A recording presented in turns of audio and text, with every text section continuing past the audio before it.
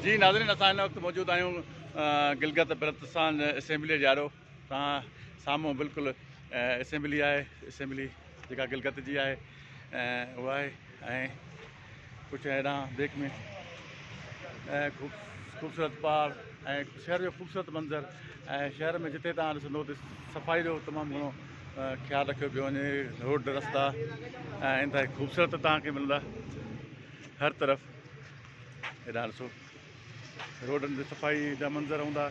ऐं बेक में असेंबली जे बिल्कुलु बेक में वरी जबल आहे।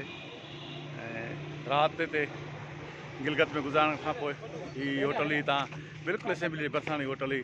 ऐं इंतिहाई सस्ती होटल हुई। ऐं खाधो बि राति जो वक़्तु हिते जेको आहे सो खाधो नथो मिले, छाकाणि त छा चवनि था त हिते माण्हू जेके आहिनि से सुबुह सवेल उथनि था ऐं राति जे वक़्तु सवेल सुम्ही पवनि था। चवंदा की राति जो होटल खाधे जी होटल आहे तमामु घणी परेशानी जो मुंहुं ॾिसणो पियो। नेठि हिकु पठाण खे हथु कयोसीं जेको चए पियो त मां गिलगित बि आहियां, पठाण बि आहियां, उनजी सां तव्हांजो तारीफ़ कराईंदासीं।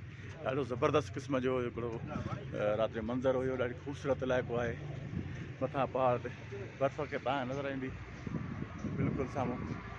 ॾिसो बिल्कुलु बर्फ़ तव्हांजे साम्हूं नज़र ईंदी, बर्फ़ जा पहाड़ ऐं गिलगित बल्तिस्तान जा इंतिहाई ख़ूबसूरत मंज़र तव्हांजे साम्हूं आहिनि।